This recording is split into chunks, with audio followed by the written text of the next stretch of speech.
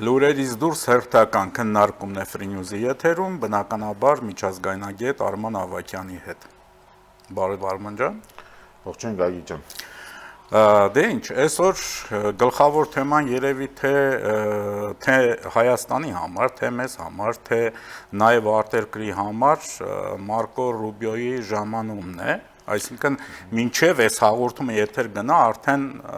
ժամանած կլինի, արդեն ելույթ ունեցած կլինի եւ պարզ կլինի, թե ինչեր է սպասվում ԱՄՆ պետքարտուղարի Գալստյան։ Ինչ խոսք, մենք դրանից ելնելով թերևս չեն կարող ինչ-որ գուշակություններ անել, բայց մի բան պարզ է, որում կարող ենք համոզված լինել, դա այն է, որ համաշխարհային տեսախցիկները կենտրոնացած են լինելու մեր մայրաքաղաքի, ըստ այդմ մեր երկրի վրա, եւ պետք չէ զարմանալ, որ այսօր վաղը այնպիսի ալիքներ, ինչպես CNN-ը եւ նախագահ Թրամփի շատ սիրելի Fox News-ը անդրադարձ կկատարեն մեր մայրաքաղաքին, ինչը արդիվ շնորհավորում եմ մեզ բոլորիս, որտեղ վերջիվերջո դա գովազդ է մեր երկրի համար, զբոսաշրջության համար, առանց այտել եւ ուզեմ ասել Մարկո Ռուբիոյի այցը այսպես թե այնպես միայն խիստ դրական լիցքեր է հաղորդելու եւ մեզ այստեղ հաշվի առնելով նաեւ մինուս խցանումներ կարող են լինել, բայց եկեք դիմանանք, զինվենք համբերությամբ, սա շատ կարևոր, բացառիկ կարևորության այց է եւ սպասենք անոնսների, տեսնենք ինչ կլինի, դա էլ հիմա մեզ թույլ կտա անդրադառնանք, չէ, թերևս այն ինչպես կատարվում է այդ ներքաղաքական քարոզարշավային իրականության մեջ։ Դե քարոզարշավային իրականության համար բնականաբար իշխանության համար շատ պլյուս է, եթե այսպես կարելի ասել, այդ թվում նաև Մարկո Ռուբիոյի գալը Հայաստան, որ եւ պլյուսը ինչ առումով, ոչ թե ինքնանպատակ։ Այդ մարդիկ երբեք ինքնանպատակ այցելություններ չեն անում։ Այն էլ պետքարտուղարի մակարդակով, հա։ Այդ մարդիկ ռեալ գործառույթներով են գալիս եւ բնականաբար պլյուս այս պարագայում իշխանության համար, քաղաքացիական պայմանագրի համար, եթե մեկի համար պլյուս է, բնականաբար մյուս կողմի համար եթե չասենք մինուս, ապա ոչ։ Դե Գագիկ ջան, այսպես եմ ես կարծում, հիմա գիտես անընդհատ շրջանառվում է այն բանը, որ դե Եվրոպական միությունը եկավ աջակցելու, բնականաբար հիմա եւ դա կարող է նույնիսկ լեգիտիմ հնչել, եթե մենք վերցնում ենք զուտ քարոզարշավային գործընթացը, որտեղ պետք է կարծիքների, ձայների եւ ընդհանրապես բոլոր քաղաքական ուղղությունների տարած լինեն բազմակարծություն եւ ըստ այդմ դա կարող է դիտարկվել որպես ուղղորդվածություն, սակայն ըստիս այստեղ երբ որ մի կողմից նույն պրոռուսական ուժերը թիվ 1 ռուսի, այսինքն Ռուսաստանի նախագահի շուրթերից են լսում ընդհանրապես չքողարկված աջակցությունը եւ հորդորը հա թույլատրել, եթե ոչ ասենք մասնակցել, ապա այսպես ասենք, այսպես նույնիսկ հորդորել նույնիսկ նրանց առաջ գցել ընտրությունների, միջով մի տեսակ այդպիսի բան կա, չէ, նրա ասացի մեջ, այս դեպքում մենք շատ հանգիստ եկեք նույնիսկ ասել, այդ դեպքում նաեւ Մարկո Ռուբիոն կարող է, չէ, արտահայտել եւ ըստ այդմ պետք է նաեւ դիտարկել այդ ռակուրսում, չնայած որ ես կուզեի որ խոսեին քարոզարշավից, որը մի քիչ դժվար է ստացվելու, բայց ինչևէ փորձել, ոչ թե աշխարհ քաղաքական երանգ դրան հաղորդել, որտեղ վերջը մեր հերոստադիտողը աշխարհ քաղաքական երանգը հասկանում է։ Հիմա մենք փորձենք տեսնենք ինչքանով է դա հնարավոր, դրան ոչ թե հաղորդել աշխարհ քաղաքական երանգ, այլ օրինակ ասել այս փողոցների խնդիրները, չգիտեմ, ջրի, չգիտեմ, հոսափազրկումներ, առօրյան Հայաստանի Հանրապետության ընտրողի առօրյան, որի համար կոչված է նաև, չէ, այս ընտրությունները եւ պետք է ընտրվի վարչապետ։ Հիմա խնդրեմ, եթե ինչ որ ես օրինակ կառաջարկեի Արման ջան, սկսեինք որքան էլ որ տարօրինակ թվա, որովհետև մենք չենք խոսում ընդդիմադիր դաշտի առաջատարներից, այլ խոսում ենք ընդդիմադիր դաշտի, այսպես, եթե այդպես կարելի ասել, երրորդ տեղում գնացող, հա, քաղաքական ուժից, օրինակ Բարգավաճ Հայաստանը, հա։ Օրինակ, ինչ է ներկայացնում որպես ծրագիր Բարգավաճ Հայաստանը, ասում է գյուղերում հանդիպումների ժամանակ, ընդ որում հիմնական շեշտադրումը ես հասկացա, որ արվում է գյուղի վրա, Բարգավաճ Հայաստանի պարագայում, ասում է պետությունը պետք է թևութիկունք լինի գյուղացուն։ Հիմա ես մի հատ հարց տամ, Արման ջան, պոզով պոչով է լինում թևութիկունքը պետության գյուղացուն, այն ինչ որ մինչև հիմա արվում է ու արվել է։ Ոչ, բայց այս պարագայում Գագիկ ջան, դու սկսեցիր ուղղորդել ոնց որ թե կատակ եմ անում, այսինքն դու փորձեցիր գտնվել ռեալիստ, ներկայացնել իրական իրականությունը, որտեղ վերջի վերջո թերևս զգում ենք, որ գործող իշխանությունը այնպես չի մեղմ ասած, որ մոռացության է մատնել գյուղատնտեսության ոլորտը, որը Եվ գյուղին ընդհանրապես։ Եվ գյուղին, բայց այստեղ այդ ամբողջ կոնտեքստում ինձ հետաքրքիր է, եթե նույնիսկ Բարգավաճ Հայաստանի մասին ենք անդրադառնում եւ համակցենք դա նաեւ մյուս ուժերի հետ, ինչու, որովհետեւ ինչ խոսք, 19 ուժերի մասին է խոսքը,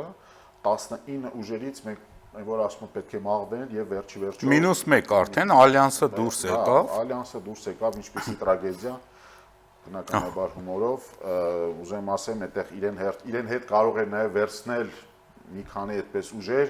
եւ համոզված եմ, որ ոչ մի ազդեցություն չէր փոխվելու եւ եղանակային պայմանները նույնն էին մնալու քարոզարշավի, ավելին, շատ ավելի թեթև կլիներ կենտրոնանալ եւ գալով այդ երևի երյակ քարյակի վրա։ Հիմա ես նույն այդ ծրագրային բանում ես կուզեի նորից վերադառնալ, այ Բարգավաճի օրինակը տվեցիր, ինչ ուրիշ օրինակներ կարող ենք դիտարկել, որտեղ բացի հույզապաթոսային տեքստերը կան վիրտուոզ առաջարկներ, հետաքրքիր առաջարկներ։ Այ օրինակ ես փորձել եմ դա փնտրել, որովհետև ինչն է այստեղ խնդիրը, պետք մեր հեռուստադիտող ես կարծում եմ այդ սպասելիքը ունի, ես ի սկզբանե միշտ խոսել եմ, ինչ եկել եմ խանդավառությամբ արձանագրել եմ, որ բացարձակ ժողովրդավարական ընտրություններ ունենք, այն ինչպես որ կա Եվրոպայում թերևս, այսինքն ամենայն դեպս դրա սերմերը գծված են, եւ այսօր ինչքանով ենք մենք կարող ունակ այդ նույն մակարդակում մնալով մեր ընտրողին հագեցնել նաև այն ինֆորմացիայով, որը նրան կօգնի ճիշտ ընտրություն կատարել ծրագրային մոտեցումների շուրջ։ Եվ ըստ այդմ, օրինակ, ինձ հետաքրքիր է սեգմենտների մասին խոսել, տարիքային սեգմենտները օրինակ, հա, օրինակ, որովհետև մեր մոտ ինչն է խնդիրը սեգմենտների, օրինակ երիտասարդ սեգմենտը, հա, որտեվ ինչն է, որ կարող է օրինակ այդ ծրագրում չգիտեմ, ես փնտրեցի, բայց ինչ պետք է գտնի երիտասարդությունը այդ ծրագրում։ Մի պահ փորձենք, բայց հետո ցավոք սրտի գալու ենք նրան, որ շատ աշխարհաքաղաքականը մի տեսակ երակայում է, ինչ կա այդ ծրագրերում, որ ես հարցեր տվել եմ երիտասարդներին օրինակ, ասենք 18 սկսած նրանից 18 տարեկան եւ բարձր 18-25 սեգմենտը, լավ 18-30 նույնիսկ սեգմենտը։ Այ օրինակ ես Վանաձորում էի, հանդիպեցի այնտեղ մի հետաքրքիր բանի, որը արվել է, ցավոք սրտի ես չեմ կարող, արվածը իշխանությունն է անում, հա, դրա համար պետք է խոսենք այն ինչ որ արվել է դրական, ու ես նույնիսկ այնտեղ եղած մարդկանց ասեցի, իսկ արդյոք այն ովքեր իրագործել են սա, տվյալ պարագայում քաղաքացիական պայմանագիր կուսակցություն իշխող ուժը, արդյոք նա դրա մասին խոսում է, դա ինչն էր, դա այդ ակումբներն էին, որոնք ֆինանսավորվում են կառավարության պետության կողմից, լսի, դա բացառիկ բան է, ուրեմն պատկերացնում ես ակումբներ, որոնք վերանորոգվում են ընդհանրապես կառավարության կողմից, տրվում են հասարակական խոսքը մշակույթի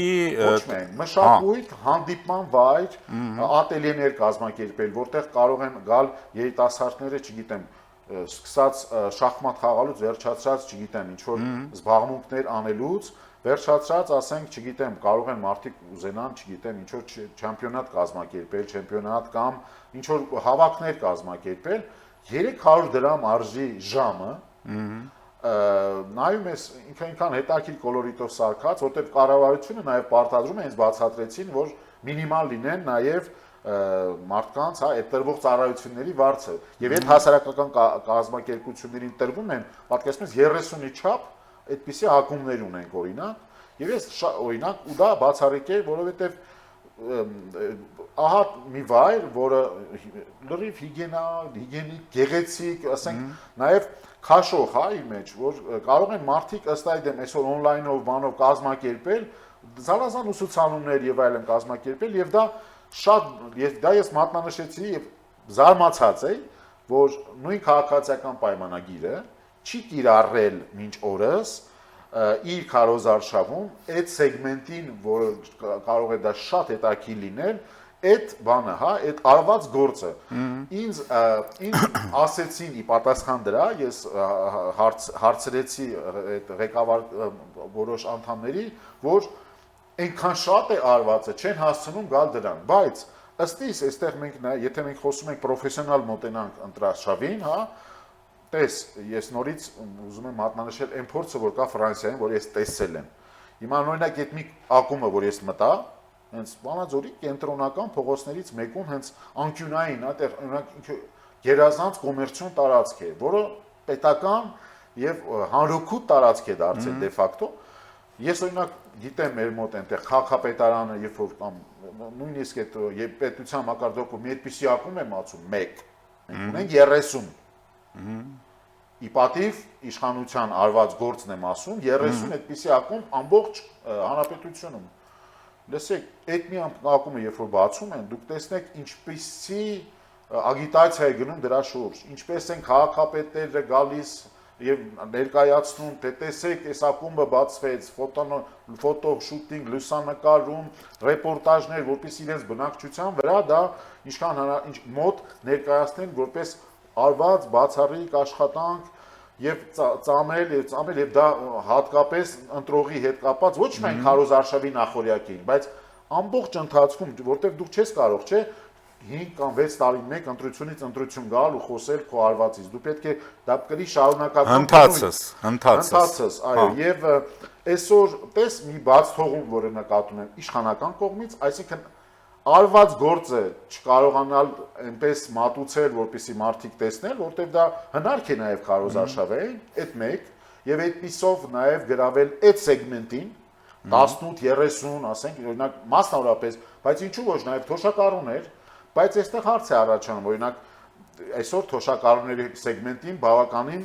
անդրադառնալու թեմա կա, հա, բայց երիտասարդներին ինչով է գրավում։ Այդ դրա համար է ես այդ սեգմենտացիան ինձ հետաքրքրում, հետո ասենք կարող են գալ միջին տարիքը, հետո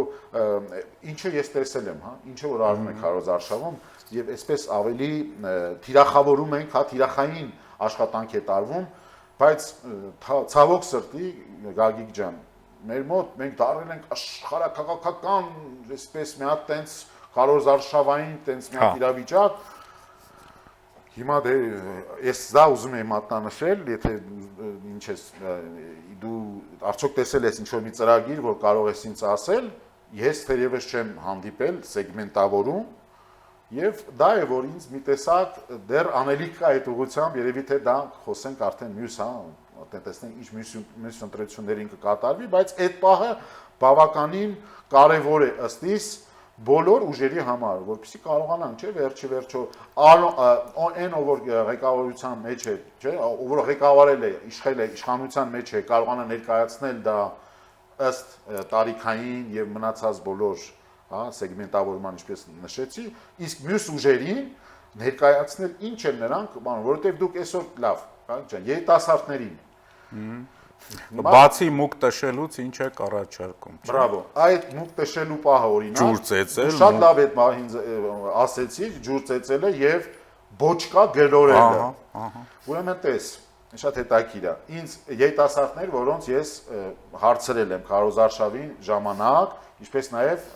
ծանոթներին իմ, որոնք 18-ից 25 տարեկան։ Նրանք, որոնք առաջի անգամ են գնալու քվեարկելու։ Ուրեմն առաջի բանը, որ ինձ մասին խոսին, ասին, լսի, այդ մուկ տշելը, այդ Spider-Man-ը, այդ մարդկանց գրավել է։ Հասկանում ես։ Ու օրինակ այդտեղ ասում են, օրինակ տեսեք, այդտեղ խնդիր կա, որովհետև այդ սեգմենտի երիտասարդությունը այսօր դա վերաբերվելու է դրան հումորով, հա, կամ ու այսպես թե այնպես ասի դե լավ, այդ մուկնել են մաուսն են տշում եւ այդտեղ մենք ինչ ենք կորցնում, այդտեղ մենք բացականներ ենք կորցնում, հա, որովհետև այդ բացականները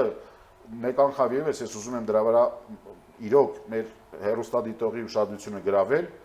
դա այսօր բացարձակ կարևոր է այդ մասնակցությունը եւ հիմա այդ չմասնակցելու համար պետք է պայքար մղել։ Չնայած ինչ վերաբերվում է բոչկա գլորել, մուկ տշելուն, թերևս Ռուսաստանից ուղարկված մենք մի օլիգարխ ունենք, որ այդ մի ուժը դա անունով անվանում է, այս մյուսը ամեն ինչ անում է, որ այդպես ստացվի, նկատել ես։ Հա, այդ բանը, որտեղ այդ խոսույթներ կան, որոնք բոչկա գլորոցիներ են, այսպես ասենք, ջուր ծեծոցիներ են, ասենք, նկատել ես, ասենք, այդ խոսում էր մի ուժից, հա, որի մասին ինչ-որ բաներ ենք փորձում գտնել սկզբում, այդտեղ այդ ջուր ծեծոցին օրինակ լավ է աշխատում, ունենք օրինակ նախագահ, որի խոսույթները մուկ տշոցի կարող են լինել, այդ շատ հետաքրքիր է, նկատել ես, ու այստեղ բանն է, էլի, նույն այդ Ռոսպոտրեբնadzor, հա? Չէ, իրանք բոլորը այդ Ռոսպոտրեբնadzor, այդ իրանց գործիքակազմն է այդ ռուսամետ ուժերի, նկատեցի, չէ, ինչպես մենք եւ ժողովուրդն ինձ թվում է նկատեց, մենք նորից, քանի որ չկա այդ խնդիրները, որոնց մասին կարելի է խոսել, մենք գեղեցիկ կերպով եկանք նորից աշխարհաքաղաքականին եւ եկանք Շեքսպիրյան լինել թե չլինելու մակարդակի խոսակցության Հայաստանի վերաբերյալ, բայց ուզում եմ ասել, բայց ես հաստատ գիտեմ, թույլ տուր դա նշել, այս Ռուսաստանից ուղարկված այս բանը Իվանիշվիլի, հայկական Իվանիշվիլին, լսի, բայց Իվանիշվիլին գոնե ես բավականին ինքը տենց պատկառելի, չգիտեմ, մի տեսակ ուրիշ ձև էր, բայց այս պարագայում այս մարդը կներես ավարտեմ միտքս, այս մարդը նույնիսկ դիտմամբ էլ չի անում, բայց ինքը օրինակ այդ չգիտեմ որ համարի տակ են հանդես գալիս այդ բոչկա գլորողները, այ օրինակ իր մոտ շատ լավ ստացվում է այդ բոչկա գլորելը իր մոտ հատկապես, զգացել ես, որովհետև լսի, մաթեմատիկայի, ասենք թույլ, ինչ-որ գաղափարներ, հետո ինչ-որ կազուսներ ես լսում, ինչ-որ մտքեր ես լսում, որ լսում 3, 4, 5 անգամ լսում ես, չես հասկանում, հետո ասում ես դա, այ մուկ տշոցի սա է, ուտեղ ասում ես կարող, այս մարդը ուզում աշխատի այդ երիտասարդ սեգմենտի վրա, հումորի բանով, այս մարդիկ ասեն ցենց այդ սեգմենտը ասի սա հումոր է անում, գնանք կընտրենք կլոուն, էլի գա ինքը տենց հայտակրքիր կլինի, որպես իրեն ասեն վարչապետ, ինքը լուրջ ընդունի, դա ընդհանրապես հումոր է, որովհետև մի մարդ, որը անձնագիրը թույլ չի տալիս, չի զբաղվել այդ հարցով։ Նկատել ես, ուրեմն բերում են, էդ էլ է հետաքրքիր, թույլ տուր ասեմ, էլի ես քանի միտքս դա հիշել եմ։ Ուրեմն նստեցնում են, էդ էլ ժողովուրդ, պետք է էլի գանք իրականություն, այդ բեմականացումները վերջացեք, ժողովուրդ հասկանում է ամբողջը։ Հատկապես այն ֆոնին, որտեղ իշխող ուժի վարչապետ այսօր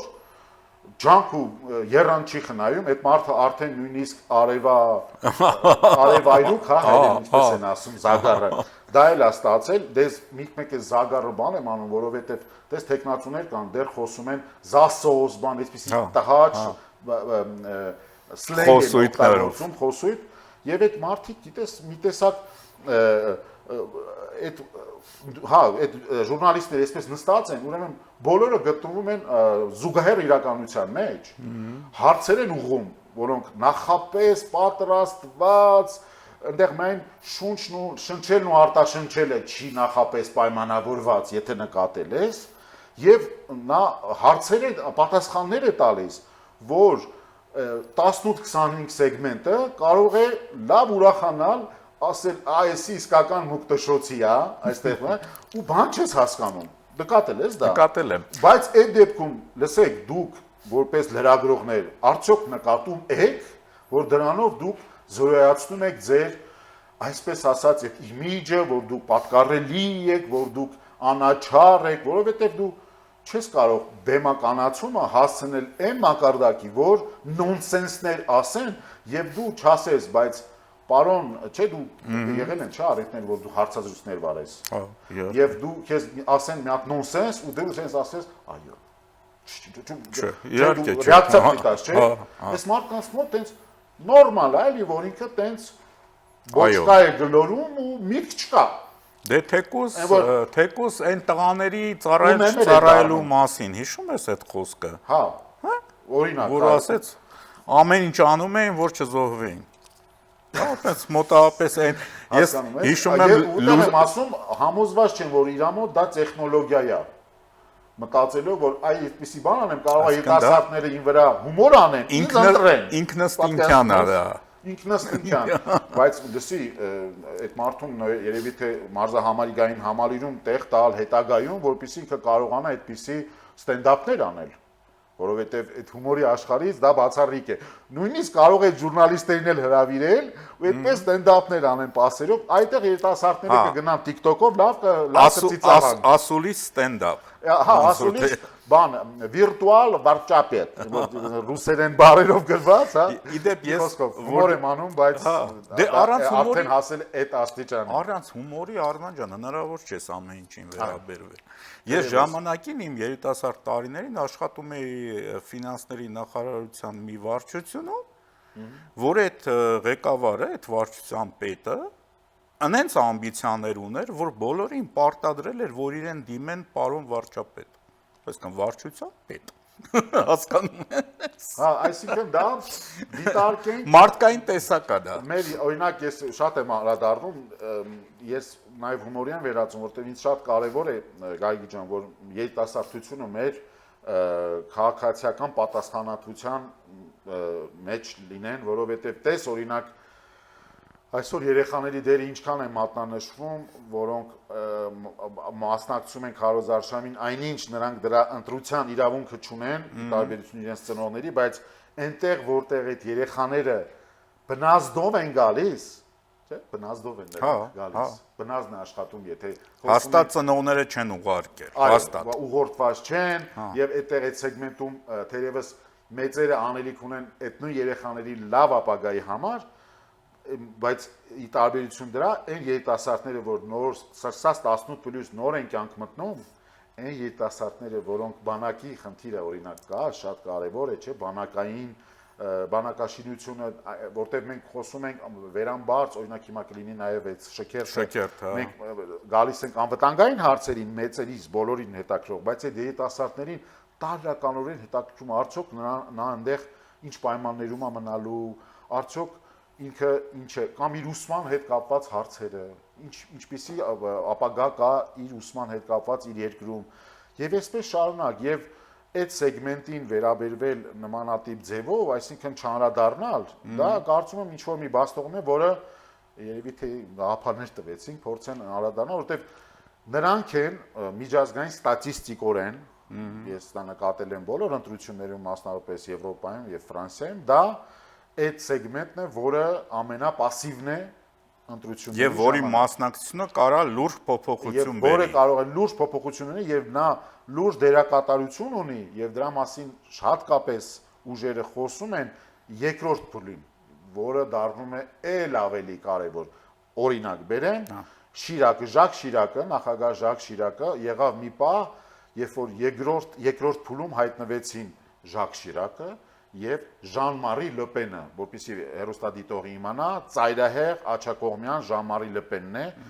ֆրանսիացի ժողովրդի համար Ժան-Մարի Լեպենը անտիսեմիտ, հա, հակասեմիտ, ռասիստ, նույնիսկ ասում են ֆրանսիական ֆաշիստներ,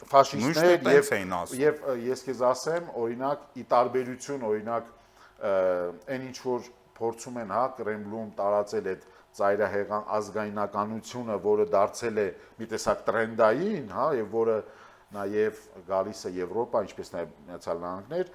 այն ֆրանսիացի ժողովուրդը բավականին ունի այդ հակավիրուսը դրա եւ երկրորդ փուլում պատկերացնում ես Ժակ Շիրակը հաղթեց 80%-ով։ Բայց դու հիշում ես 80%-ով եւ երիտասարդները եկան։ Ինչի հաշվին հաղթեց, հիշում ես։ հաշվի- Ժակ Շիրակի դիմումը ժողովրդին, ուղերձը ժողովրդին, հիշում ես։ Դե բնականաբար։ Բացահայտ ինքը ասեց, ժողովուրդ ընտրում եք ժողովրդավարության Կամ այս արժեքի եւ միջև։ ասինքն համարյա թե դիկտատուրայի, որը շատ նման է, չգիտեմ, սովետական, ասենք, մոդելին։ Դուք ընտրում եք դրանց մենք միջև։ այդ ջրբաժանի մեջ ենք Հա, եւ ես այստեղ է այնպես որ ասում։ թերևս եւս մենք այդպես փորձում ենք գյուղատնտեսություն բաներ խոսել, բայց մի բան նկատում ենք բոլոր ուժերը կրկնում են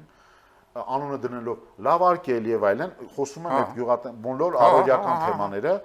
այն ինչ որ անում է կառավարությունը։ Այսինքն այդտեղ էական փոփոխություններ, որոնք թույլ կտան գերադասել այս կամ այն ուժը, չենք տեսնում։ Ինչ են ասում բանակ, տնտեսություն, չէ՞, աշխատատեղ։ Բանակ, տնտեսություն, աշխատատեղ։ 1.5 տարի բանակը, մյուսը ասում է 2, հետո հիշում են 1, հետո բարձրանում են 1.5։ Այդ արանքում Բայց խոսույթը դրա շուրջ է, մեկը։ Հա, այսինքն, բայց հիմա գանք աշխարհքաղաքական ջրբաժանին, որը այսօր այդ Շեքսպիրյան մակարդակ է իրոք հասել, ինչն է, որ ինչ ենք մենք անում։ Եվ այստեղ է, որ այդ Ժակ Շիրակի եւ Ժան-Մարի Լեպենի օրինակը բավականին հետաքրքիր է, որ ինչպես մենք օրինակ ընտրենք ժողովրդավարություն, որը դե ֆակտո գիտենք թե ինչպես է Եվ հասցրել գուբերնիա։ հա բայց գուբերնիա, բայց նաև դիկտատուրային գուբերնիա, Հա։ որը Կրեմլը ուզում է պարտադրել, որովհետև իր գոյությունը, իր էությունը կարող է աշխատել, սնվել, սնուցվել միայն այդ համակարգում, եւ որտեղ վախը եւ այլն միայն աշխատում են այդ համակարգում, դե մեկը մյուսից կախված բռնատիրական եւ այն ժողովրդին այսօր թերևս, որը այս ժողովրդավարությունը տեսել է, հիմա մենք պետք է մի հարց տանք, ժողովուրդ ջան, եթե դուք ես այն ինչ որ ես դիտարկում եմ ամենայն ազնվությամբ, եթե մենք նայում ենք այս ընտրություններին եւ ասում, այսպես թե այնպես մենք ժողովրդավարությունը բացարձակ արժեք ենք, լսի ջրբաժան այսօր այնպես է, որ թերևս կամ եւ կա մեկ ուժ այնտեղ կան որոշ ուժեր, որոնք հարում են, հա, այդ ես չեմ խոսում այն պրոեվրոպական ուժերը, որոնք դե ֆակտո բնական են, չես կարող լինել պրոեվրոպական արևմտամետ եւ լինել բռնատիրական ինչ որ գաղափարներով, դա բացառվում է։ Բայց ժողովուրդ ջան, մենք տեսնում ենք, չէ, որ ուժեր կան, դրանց արված ժողովները, այդ բրեժնևյան ոճով ժողովները, որ տեսնում եք, չէ, այնպես են նստում, դրանց նստելա ձև այդ բեմադրված հավաքները մի կողմից ակումբային, այն որ նստում են, այն որ գիտեն, չէ, որ իրենք դուրս գան ժողովրդի առաջ, արդյոք երկար պիտի խոսեն մարտի 1-ից, ինչ ասեն, որտեղ մարտի 1-ից էլ խոսում են, այս մարտիկ ասում են, ինչ, այդ ինչ հա, որ զարմանում էլ ես, այդ մարդը չգիտեր ոնց որ ինչա կատարվել կամ մյուսին այդպեսի ազատ հարցեր տալը դարձել է մի տեսակ իրենց համար անհարմար, բայց նաև անհնարին, նույնիսկ եթե այդ գլխարկները լավ էլ սկսել են դնել, ավտոբուսներն էլ են սկսել նստել։ Հիմա այդ ջրբաժանը, որ մենք ունենք, թերևս մի տեսակ ակնհայտել է, չէ՞ դարձնում, որ այս լույսերի ֆոնին, այդպես ինչքան բացահայտումներ եղավ գալու։ Արման ջան, ինձ հուշեցին, որ մեր եթերաժամը սպառվում է, 1 րոպե շուտ է վերջանում, բայց ես մի բան հիշացնեմ, մեր ժողովուրդը ունի նաև իմաստնություն, բնաստ, որը միշտ աշխատում է ճակատագրական պահերին։ Այն ինչ որ տեղի ունեցավ 80-ականներին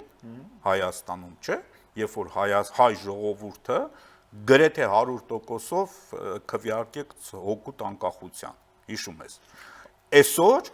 այս ժողովուրդը պետք է քվեարկի հօգուտ ժողովրդավարության։ Ու մի բան, այդ բանը որ դու մատնանշեցիր, հանկարծ ժողովուրդը չի հաստափի, որովհետև այդ ժամանակ, երբ որ քվեարկվեց այդ անկախության համար եւ դրանից բխող դեպքերն ու իրադարձությունները պատմությունը ցույց կտա, այդ մատյանները դեռ կբացվեն, բայց արի ու տես, որ դա էլ կազմակերպված էր, դա էլ մի թակարդ էր, Չէ, ինչին որ գնացին Ղարաբաղյան շարժում եւ այլ եւ այսպես շարունակ, որը բերեց մեր անկլավացման, բերեց մեր իզոլացման, բերեց մեզ գցեց թակարդը եւ 30 տարի եղբայր դպրոցներ չունենք, դες մանկապարտեզներ չունենք, ահա որ է, մի խոսքով ուզում եմ ասել ժողովուրդը չունենա հանկարծ հիասթափությունը, որ այ տես արեցինք, ինչ եղավ, բայց հիմա ունենա այդ քաղաքացիական զգոնությունը, որ անկախությունը պետքա պահել։ պետքա պահել։ Վերջ։ Դա բացարձակ արժեք է եւ արի ուտես, ժողովուրդ ջան, հենց միտեղ մենք մտածենք էլ այսօր Մարկո Ռուբիոն է գալիս դա ասելու, մի քանի օր առաջ մյուսներն եկան ասելու, դրա մեջ է մենք որ բոլորս պետք է գնանք առաջ եւ երկիրը պետք է վերջի վերջո ձեռք բերի եւ արագ տեմպերով հասնի նրան, ինչից նրան զրկել են այդ բռնապետություն, բռնապետիրական, այդ տասնյակ տարիների ընթացքում, տասնյակ տարիներով post-սովետական այդ իշխանության, իշխելու, ղեկավարելու այդ մոդելը, որը տեսնում ենք թե ինչպես իրեն ցույց տվեց որպես չգործող ավելի վատություն անող, կյանքեր տանող մի, այսպես ասենք, իշխանության մոդել, որտեղ մարդը դժբախտ է, որտեղ մարդը կենտրոնում չէ։ Մի խոսքով, ուզեմ ասել, լավ օրեր ենք ապրում վերջո եւ ընդամենը պետք է գնալ եւ քվեարկել եւ այդ է մեր գործը, որ ամեն օր աշխատենք, որ բացակայություններ չլինեն, որ բոլորը իրենց քաղաքացիական պարտքը կատարեն եւ այս ընտրությունը թերևս բավականին պարզ է այսօր։ Շնորհակալություն Արման ջան։ Ես եմ շնորհակալ։ Հիշեցնեմ, որ տաղավարում զրուցում էի միջազգային ագետ Արման Ավակյանի հետ։ Ամենայն բարի ձեզ։